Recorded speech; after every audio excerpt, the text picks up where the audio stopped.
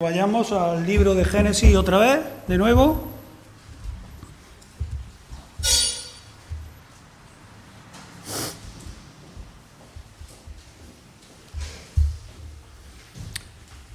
Al libro de Génesis, que como sabéis, la última vez que estuve con vosotros compartiendo la palabra, fuimos al capítulo 3, y donde nos encontramos la desobediencia del hombre. Leímos hasta el versículo 11, compartimos hasta el versículo 11, y en esta mañana compartiremos del versículo 12 hasta el 24, pero quisiera que hiciéramos la lectura de todo el capítulo para así tener una mejor visión de lo que nos relata aquí la palabra del Señor. Así que Génesis 3, del 1 al 24, dice así la palabra del Señor: Pero la serpiente era más astuta que todos los animales del campo que Jehová Dios había hecho, la cual dijo a la mujer: ¿Con que Dios os ha dicho no comáis de todo el árbol del huerto? Y la mujer respondió a la serpiente: Del fruto de los árboles del huerto podemos comer, pero del fruto del árbol que está en el medio del huerto, dijo Dios, no comeréis de él ni le tocaréis, para que no muráis. Entonces la serpiente dijo a la mujer: No moriréis, sino sabe Dios que el día que comiereis de él, serán abiertos vuestros ojos y seréis como Dios, sabiendo el bien y el mal. Y vio la mujer que el árbol era bueno para comer y que era agradable a los ojos y árbol codiciable para alcanzar la sabiduría, y tomó de su fruto y comió y dio también a su marido, el cual comió así como ella. Entonces fueron abiertos los ojos de ambos y conocieron que estaban desnudos. Entonces cosieron hojas de higuera y se hicieron delantales, y oyeron la voz de Jehová Dios que paseaba en el huerto al aire del día, y el hombre y su mujer se escondieron de la presencia de Jehová Dios entre los árboles del huerto. Mas Jehová Dios llamó al hombre y le dijo: ¿Dónde estás tú? Y él respondió: Oí tu voz en el huerto y tuve miedo porque estaba desnudo y me escondí. Y Dios le dijo: ¿Quién te enseñó que estabas desnudo? ¿Has comido del árbol que yo te mandé no comieses? Y el hombre respondió: La mujer que me diste por compañera me dio del árbol y yo comí. Entonces Jehová Dios dijo a la mujer: ¿Qué es lo que has hecho? Y dijo la mujer: La serpiente me engañó y comí. Y Jehová Dios dijo a la serpiente: Por cuanto esto hiciste, maldita serás entre todas las bestias, entre todos los animales del campo. Sobre tu pecho andarás y polvo comerás todos los días de tu vida. Y pondré enemistad entre ti y la mujer, entre tu simiente y la simiente suya. Esta te herirá en la cabeza y tú la herirás en el calcañar. Y a la mujer dijo: Multiplicaré en gran manera los dolores en tu preñez. Con dolor darás a luz los hijos, y tu deseo será para tu marido, y él se enseñoreará de ti. Y al hombre dijo: Por cuanto obedeciste a la voz de tu mujer y comiste del árbol de que te mandé diciendo no comerás de él, maldita será la tierra por tu causa. Con dolor comerás de ella todos los días de tu vida. Espino y cardos te producirá, y comerás planta del campo.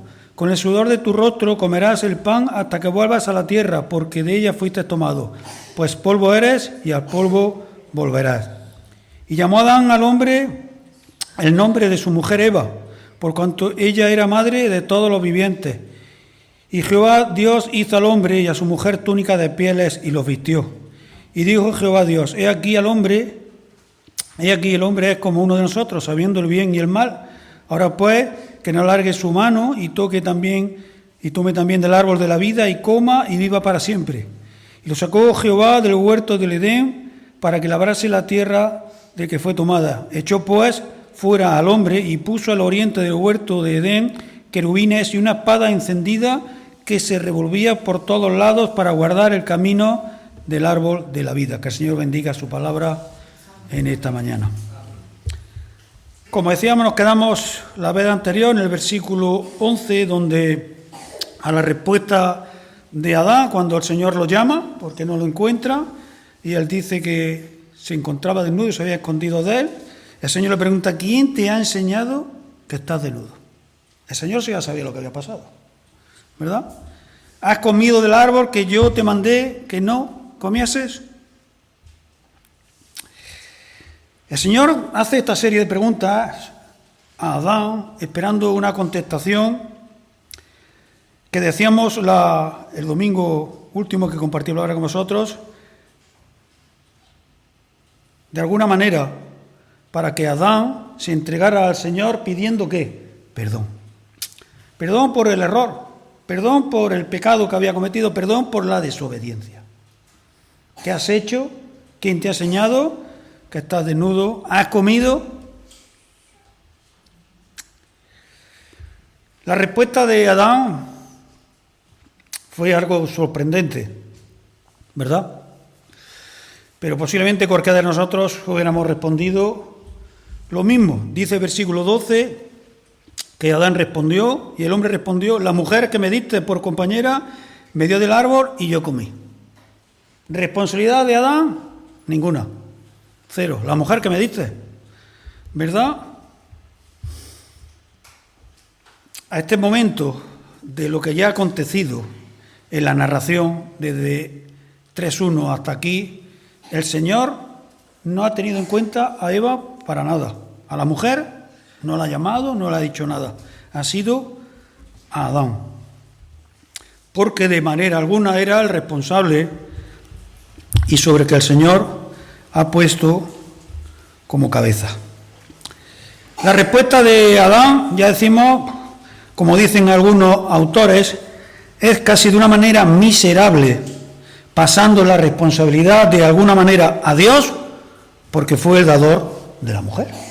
La mujer que tú me diste, tú sabrás lo que me diste, ¿verdad? Por eso digo, la mujer que me diste. Adán había transgredido el mandamiento de Dios a sabiendas. Como dijimos en la sesión anterior, no fue engañado por la serpiente. La mujer le comentó el hecho, le presentó la fruta y él, a sabiendas que estaba desobedeciendo a Dios bajo su responsabilidad, tuvo a bien desobedecerlo y comer de la fruta. Adán, al dar esta contestación al Señor, la mujer que me diste, aquella compañera huesos de mi hueso, aquella que parecía que, ¿verdad?, que en ese amor que había salido de él hacia ella, cuando el Señor se la presentó allí, parece que ya se ha enturbiado un poco. Ya la mujer es la que tiene la culpa, la que tú me diste. A mí no me digas nada, ¿verdad? Esa compañera perfecta, idílica, para amarla, para cuidarla. Cuando viene el primer problema, ¿verdad? La mujer que tú me diste. De alguna manera, como decimos, está culpando a Eva y al Señor por habérsela dado. Como decimos, el Señor sigue esperando esa acción de arrepentimiento por parte de Adán para de esa manera, como sabemos a través de la palabra, cuando el hombre se arrepiente delante del Señor, inmediatamente hay perdón. Inmediatamente hay perdón. Da igual cuál sea tu pecado, amigo, hermano, da igual. En el momento que te arrodillas delante del Señor y pides perdón, el Señor te va a perdonar. Pero él, lejos de pedir perdón, culpa a todo lo que hay a su alrededor, a la mujer, incluso culpa a Dios. Tenemos ejemplos en la palabra de grandes hombres muy cercanos a Dios, como David, que pecaron y gravemente y se arrepintieron. Como nos dice 2 Samuel 12:13, he pecado contra el Señor, llegó a reconocer David, y no le costó poco.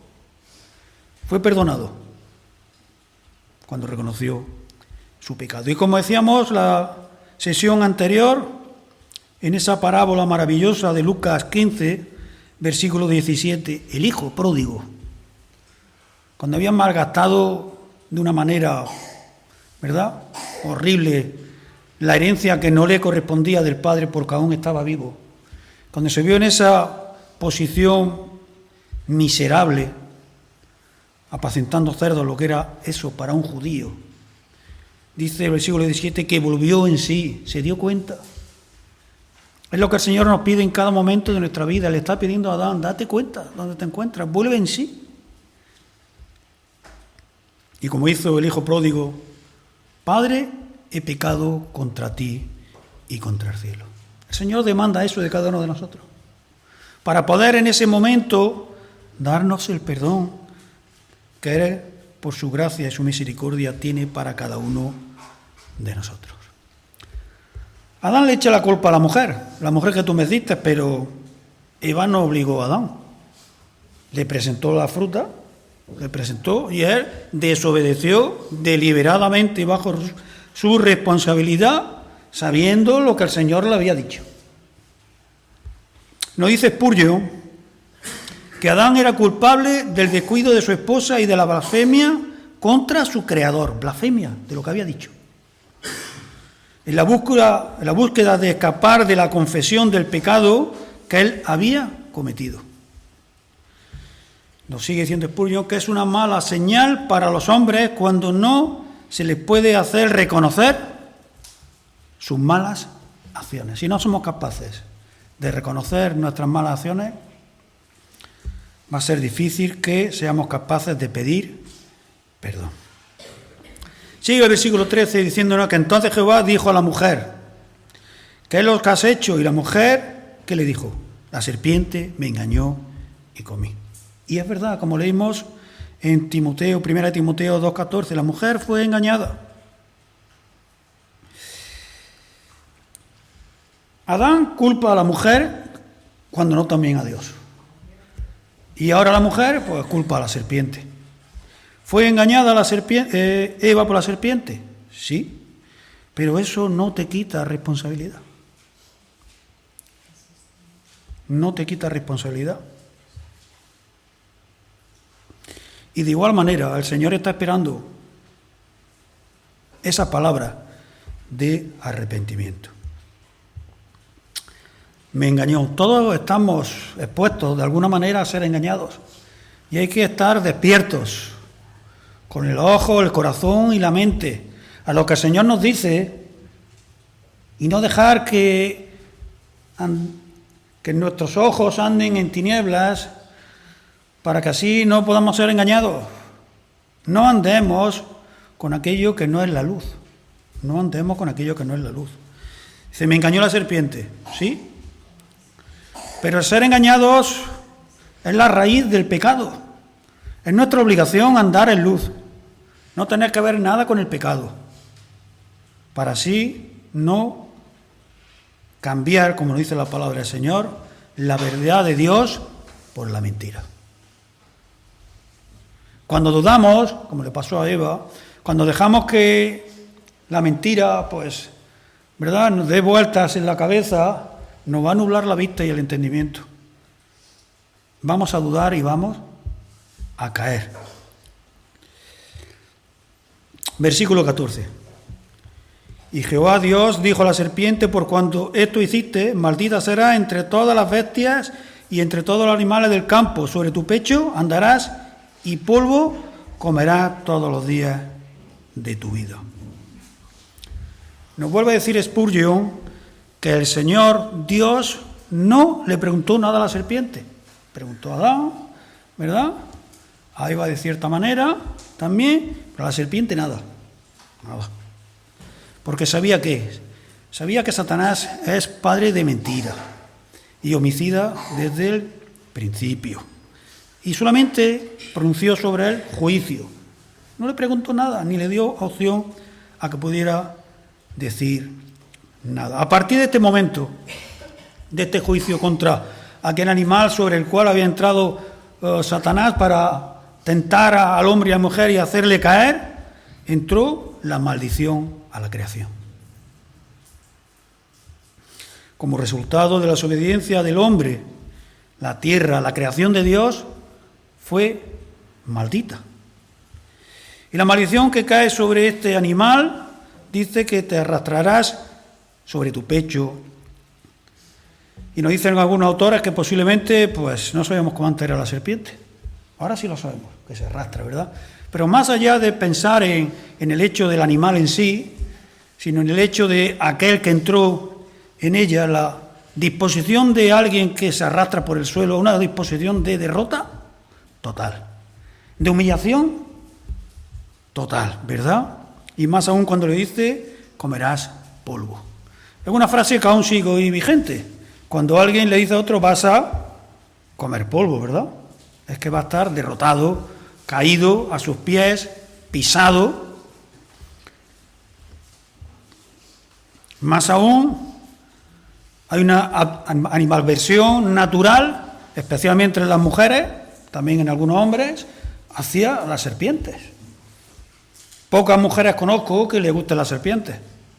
Y a hombres, algunos más, pero no es un animal especialmente, ¿verdad?, agradable. Y lo preguntamos y no sabemos por qué. No sabemos por qué, pero hay, ¿verdad?, esa animalversión hacia ese animal que es la serpiente. Pero como decimos, andarás sobre tu pecho y comerás polvo. Lo que denota de una manera más significativa es la derrota de aquel que trajo el pecado al hombre. Y esa derrota va a ser por parte, como leeremos ahora, de parte del Señor. Dice versículo 15, y pondré enemistad entre ti, entre Satanás y la mujer, entre tu simiente y la simiente suya. Esta te herirá en la cabeza y tú la herirás en el calcañar. Hermano y amigo, ha empezado la batalla.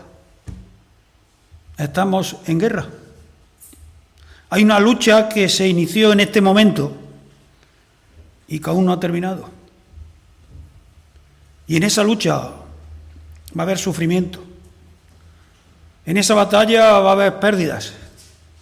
Pero el Señor ya nos está garantizando aquí que esta simiente de Satanás, él mismo, va a ser derrotado.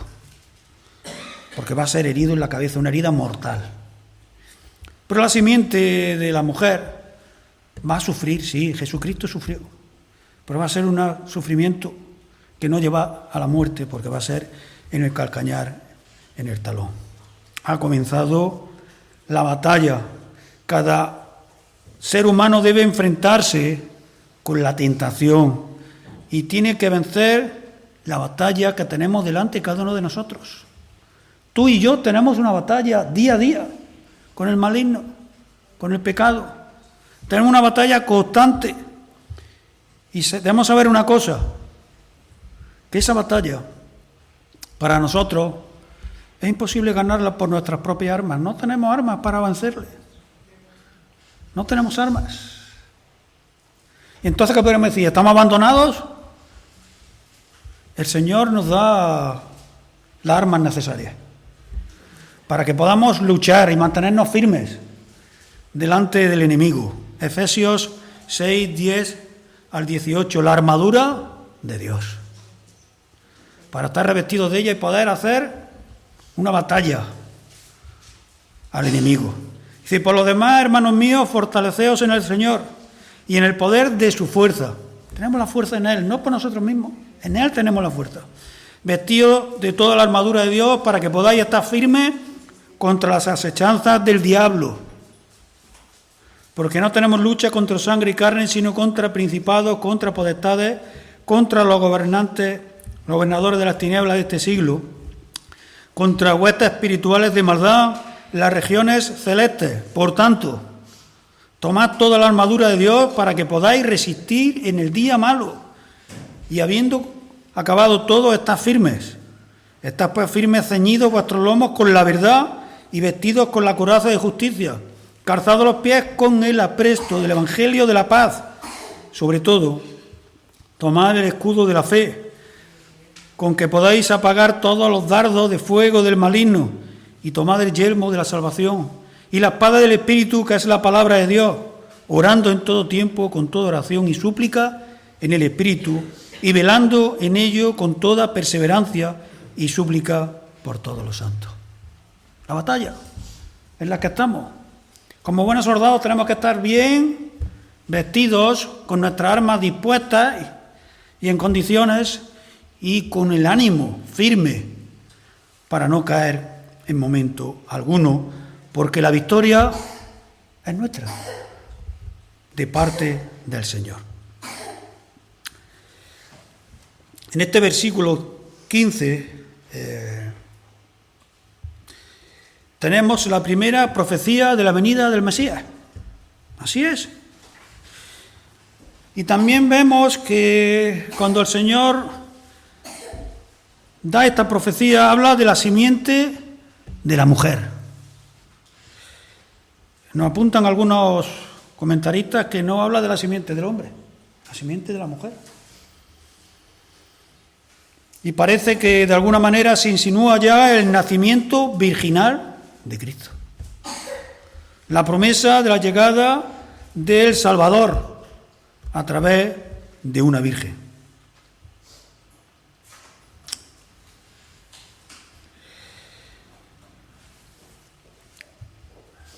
Dice Pedro en su primera epístola,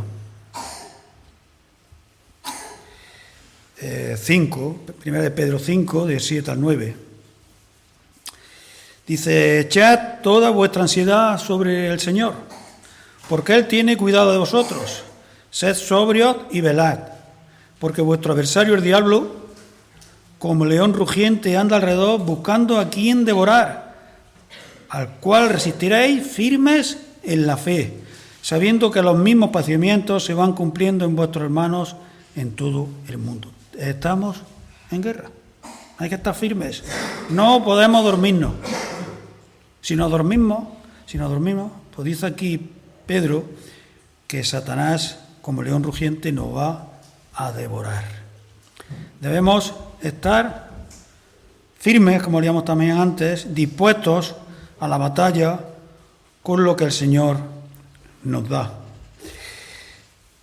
Y esta es la gracia del Evangelio, la misericordia de Dios para ti y para mí, que en cuanto entró el pecado en el mundo, el Señor no lo dudó y puso solución a través de su simiente, de la simiente de la mujer.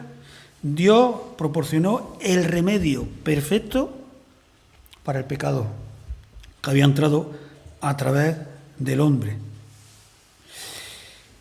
Pero esta gracia del Señor fue de mutuo propio. ¿Sí? El hombre no pidió nada.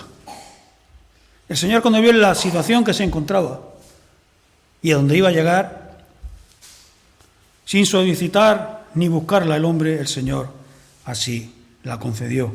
Efesios 1, 6 a 8, para alabanza de la gloria de su gracia, con la cual nos hizo aceptos en el amado, en quien tenemos redención por su sangre, el perdón de pecados según la riqueza de su gracia, que hizo sobreabundar para con nosotros en toda sabiduría e inteligencia. Por su gracia tenemos redención por su sangre, el perdón de nuestros pecados.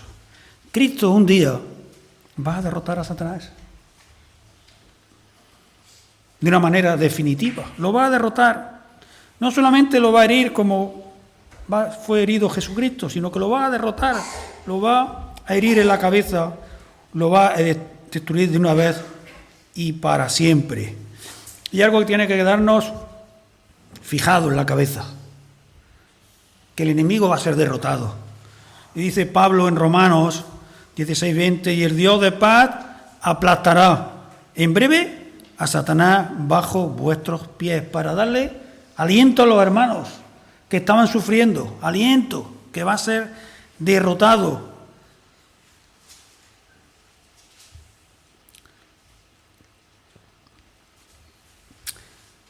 Satanás, padre de mentira, lo que le hace ver al hombre cuando se aparta de Dios, cuando no quiere saber nada de Dios, es que el hombre, como él mismo intentó hacer ver a Adán y a Eva, y él mismo quiso ser, por eso fue expulsado de la presencia del Señor y fue hecho lo que fue. Satanás pasó de ser ángel de luz a lo que es lo que quiere hacer al hombre ver es que no hay que servir a nadie, no hay que servir a Dios. Y es tan listo que hace ver al hombre que no hay que servir ni a Dios ni a Satanás, a nadie. El hombre tiene que servirse a él mismo, para con esa mentira hacerle creer al hombre que es casi como Dios o un Dios. Sírvete a ti mismo, ¿verdad? Y en esa mentira lo que hace Satanás es triunfar. Engaña al hombre sobre la verdad de Dios y más aún sobre la verdad de Él.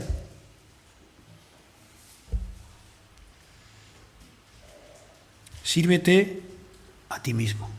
Y así, no sirviendo a Dios, ¿a quién está sirviendo? A Satanás.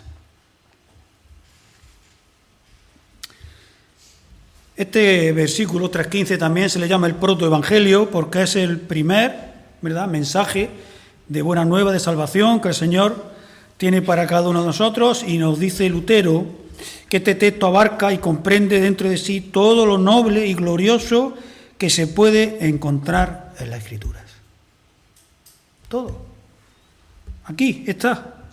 Y Spurgeon nos dice que este es el primer sermón evangélico que alguna vez fue entregado sobre la superficie de la tierra, y fue un memorable discurso del predicador, que era ¿quién? Dios Padre, y de toda la humanidad que se encontraba allí, y también del príncipe de las tinieblas. Era la audiencia que había cuando el Señor así lo dijo. Sobre este versículo 3.15 es tan importante que es el eje sobre el que gira todo el mensaje de la palabra, desde Génesis 1 hasta Apocalipsis. Todo el mensaje gira sobre la verdad que aquí se detalla, sobre la batalla que ha comenzado contra las fuerzas del mal.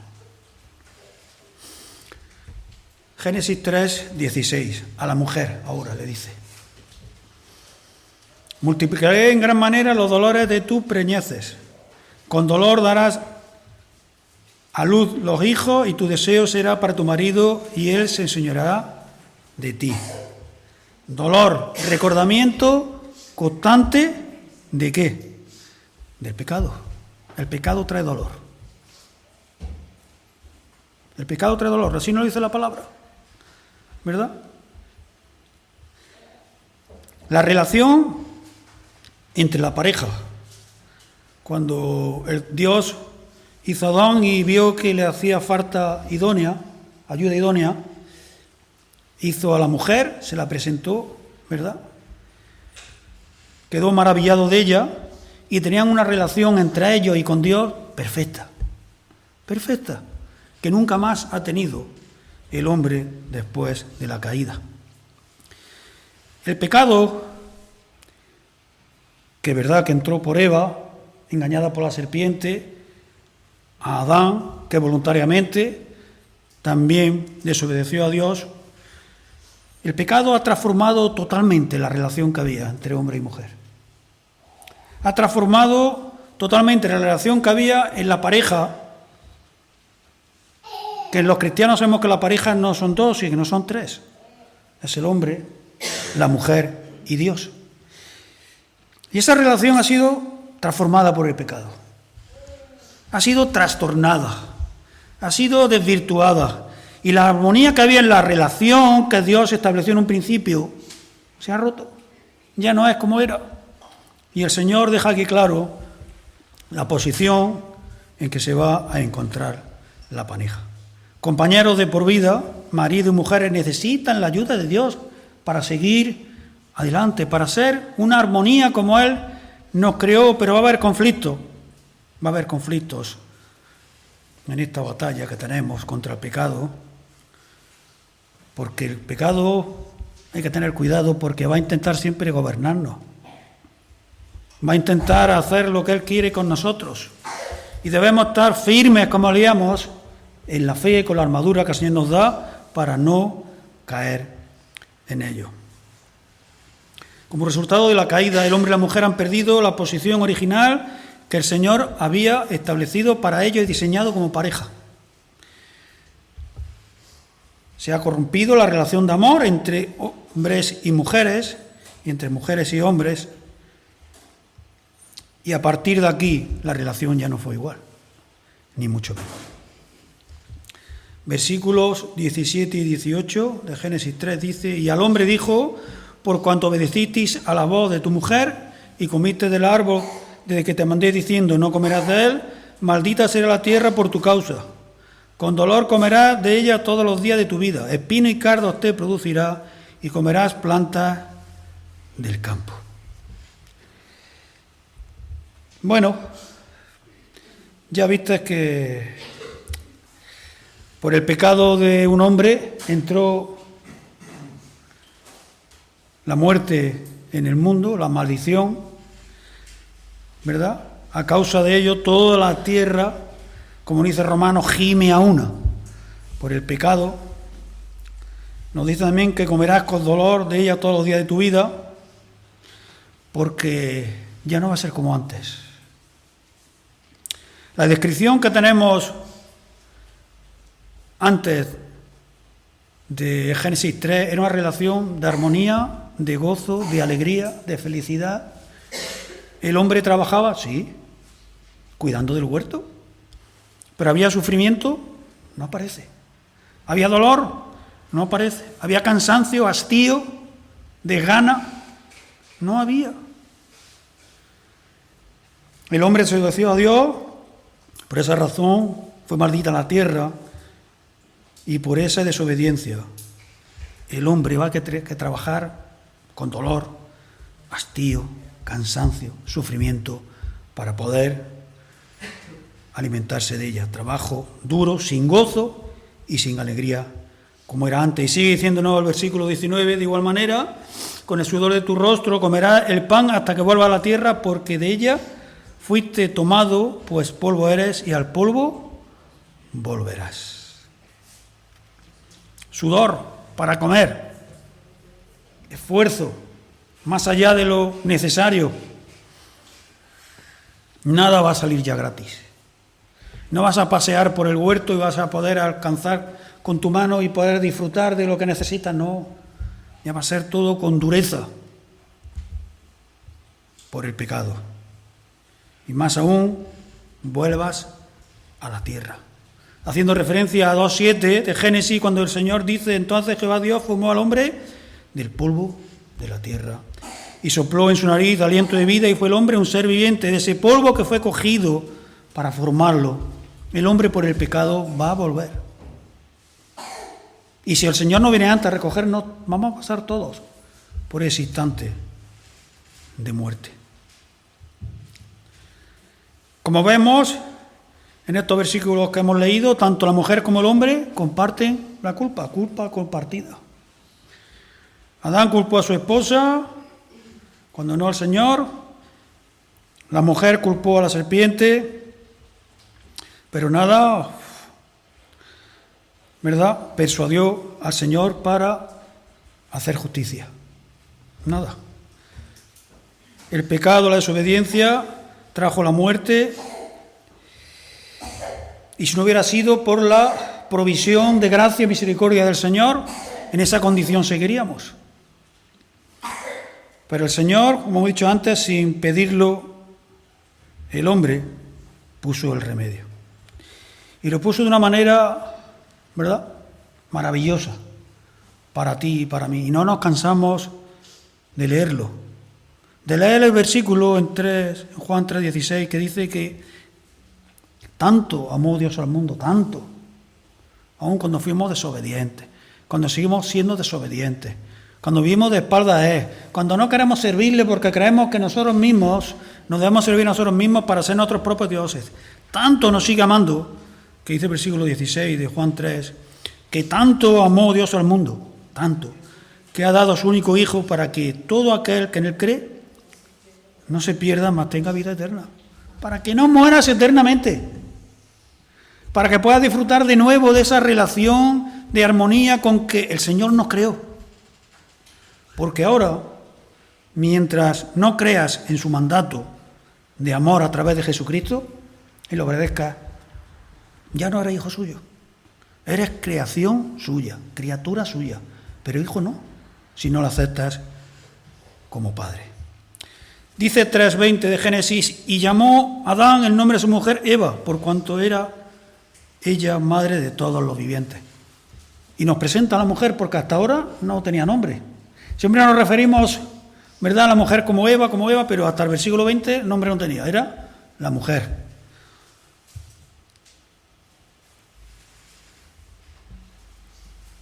Mujer en los versículos, ¿verdad?, de Génesis 1:27, 2:22 y 23. Hasta aquí se refiere a ella, la narración, como mujer. Ayuda idónea, 2:18 de Génesis. Y como esposa en Génesis 2:24, 25 y 3:8. Pero ahora, ¿verdad?, ahora recibe el nombre de Eva por cuanto es madre de todos los vivientes. Génesis 3:21. Y Jehová Dios hizo al hombre y a su mujer túnica de pieles y los vistió. Túnica de pieles. Alguien ha tenido que morir. Alguna criatura ha tenido que ser sacrificada inocentemente, sin culpa, para aquellos que tenían culpa, ser vestidos con sus pieles. Había pecado el hombre y la mujer, pero tuvo que ser un animal, ¿verdad? Apuntando ya, haciendo un símil al versículo 15, también al protoevangelio, como hemos dicho, a que Dios un día daría, ¿verdad?, entregaría a su Hijo para que a través de él todos fuéramos cubiertos con su sangre de nuestros pecados. Veamos en la narración cómo el hombre y la mujer, Adán y Eva, se hicieron, ¿qué?, delantales, ropa de hojas de higuera. Ya decíamos que la hoja de higuera no era lo más apropiado para hacerte nada con ella por la debilidad que tiene y porque son urticantes, de poco vale. Esto es lo que el hombre puede proveer para sí mismo, para presentarse delante del Señor vestido con algo inútil, inservible. Tales son, como nos dice la palabra, los trapos que podemos presentar de nuestra justicia delante del Señor. En cambio, el Señor, a través del sacrificio de estos animales, proveyó de un vestido que correspondía, ¿verdad?, pieles a medida, fuertes, duraderas, adecuadas, como es también nuestra vestidura a través de la justicia de Cristo. Nos dice Hebreos 9:22 que sin derramamiento de sangre no hay remisión de pecados. Y aquel Cordero sin mancha que vino a este mundo tuvo que sufrir por ti y por mí en la cruz y derramar su sangre para que a través de ella podamos ser revestidos y poder ir delante del Padre. Nos dice Spurgeon que el Cordero de Dios fue hecho por nosotros una vestidura con la cual cubrir nuestra desnudez, para que no tengamos miedo de ir ante el tribunal de Dios. Amigo que en esta mañana nos está escuchando, hay solamente dos maneras de estar vestidos delante del Señor. Aquí no hay más tipos de vestimenta. Solamente dos vestidos. Uno es de tu provisión misma, que aquí aparece como las hojas de higuera, o la previsión perfecta de Dios a través de Cristo. Por mucho que te quieras cubrir con tus buenas obras, como algunos proclaman, que estas obras aquí descritas por Adán y Eva con esta vestimenta de hoja de higuera, no tienen valor alguno, no valen para nada. No puede haber moneda de cambio delante del Señor, presentarte vestido con tus buenas obras, no valen. No vale. Dice Jeremías 2:22 que aunque te laves con lejía y amontones jabón sobre ti, la mancha de tu pecado permanece aún delante de mí, dice el Señor. No podemos lavarnos. Ya sabéis las que trabajáis, ¿verdad?, en casa, la lejía lo que limpia, lo deja todo de blanco. No vale para nada. Para nosotros, con nuestro pecado, no vale para nada la lejía, ni el jabón, nada.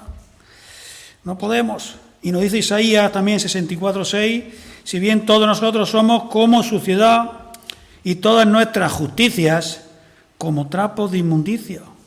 Y caímos todos nosotros como la hoja, y nuestras maldades nos llevaron como el viento. No podemos presentar nada delante del Señor porque no tenemos nada que presentar. Todo es a través de su misericordia, a través de Cristo.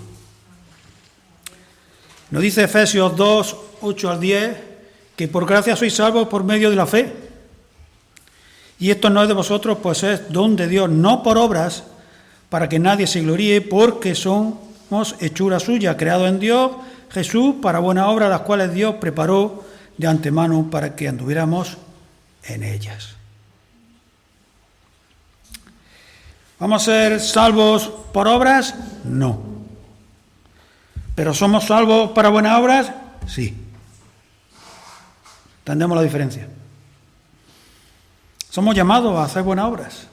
Eso es así. Pero no por ellas vamos a alcanzar la salvación, porque, como hemos dicho, no son moneda de cambio delante del Señor nuestras buenas obras. No podemos hacer nada.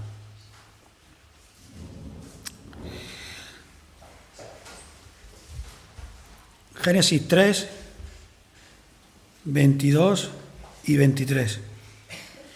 Y dijo Jehová Dios: y aquí el hombre es como uno de nosotros, sabiendo el bien y el mal. Ahora pues, que no alargue su mano y tome también del árbol de la vida y coma y viva para siempre. Y lo sacó Jehová del huerto del Edén para que labrase la tierra de que fue tomado. Como uno de nosotros, haciendo referencia a Génesis 1:26, cuando dijo: hagamos al hombre a nuestra imagen conforme a nuestra semejanza, la Trinidad. Porque el hombre, en cierta manera, ¿verdad?, refleja esa semejanza de Dios. Y el Señor tuvo a bien apartarlo del acceso al árbol de la vida. Porque, ¿qué consecuencia hubiera tenido si no hubiera sido así? ¿Verdad? Sea uno como nosotros. El hombre y la mujer, que solo de forma limitada se puede parecer a Dios, conociendo el bien y el mal, lo conoció. No porque fuera omnisciente como el Señor, no, lo conoció por el pecado mismo que experimentó en él. Y entonces no puede vivir para siempre. No puede tener acceso al árbol de la vida. No puede. Que antes tenía libremente acceso a él y podía coger de él. Por eso decíamos que no fuimos creados para muerte, pero por el pecado fuimos arrastrados a ella. Dios hizo por misericordia que el hombre no fuese a vivir para siempre en esta condición de pecado en la que vivimos. Y el contexto de la Escritura, ¿verdad?, lo que nos quiere hacer entender es que la expulsión del hombre y la mujer del huerto para que no tuviera acceso a este árbol de la vida fue un acto de misericordia y gracia para impedir que el pecado fuesen sustentados por el árbol. La maldad del hombre. La maldad del hombre. ¿Os suenan estas palabras? Genocidio. Crímenes de lesa humanidad, limpiezas étnicas, crímenes de guerra, el holocausto, masacres, asesinatos, homicidios, parricidios, esclavitud. Esa es la maldad del hombre por el pecado. Si tuviera acceso al árbol de la vida, estos grandes asesinos que hubo y ha habido en la historia, para siempre, sin muerte. Deciros solos que en el siglo XX, por el colonialismo, las guerras mundiales y el totalitarismo, hubo alrededor de 120 millones de personas que murieron masacradas. Solo en el siglo XX. Solo por uno de los dictadores, Mao, se ejecutaron cerca de 80 millones de personas. después vino Stalin, después Hitler y otros muchos. La maldad del hombre. Si el Señor por su misericordia no hubiera cortado el acceso al árbol de la vida, ¿qué hubiera sido de nosotros? Y lo sacó fuera del huerto del Edén, dice. Al salir del Edén nunca más podrían tener esa relación para la que habían sido creados, el hombre, ¿no? Habían perdido esa posibilidad. Y entonces se cerró la comunión con Dios de esa manera y así. Lo que era la dicha, el gozo, la alegría de estar en el huerto con Dios, se acabó por su desobediencia. Adán y Eva fueron excluidos de los privilegios de su estado inicial de inocencia, cuando entró en ello el pecado por su desobediencia, pero en la misericordia del Señor no lo dejó desamparados. No nos deja desamparados ni a ti ni a mí en momento alguno. Porque como nos recuerda 3:15, la simiente de la mujer vendrá y matará al que tiene el poder de la muerte. Y ya para terminar, 3:24 dice que echó pues fuera al hombre y puso al oriente del huerto del Edén querubines y una espada encendida que se revolvía por todos lados para guardar el camino del árbol de la vida. Echó. Fuimos expulsados. No podemos ya estar delante del Señor en esa posición de inocencia porque ya no éramos inocentes. La comunión con Dios, esa dicha, se acabó. Y dice que puso al oriente del huerto a querubines. Luego encontramos más adelante, en la historia de Israel también, querubines, esas figuras angélicas que guardaban el arca del pacto y el lugar santísimo en el tabernáculo, donde Dios tenía comunión con su pueblo también. Y esa espada encendida que dice que se revolvía, ¿verdad? Esa espada encendida que se revolvía por todos lados para guardar el árbol, para que nadie tuviera acceso a él. También aparece esa luz, ¿verdad?, que se asocia a la presencia del Señor para guardarla, para que nadie se acerque a ella.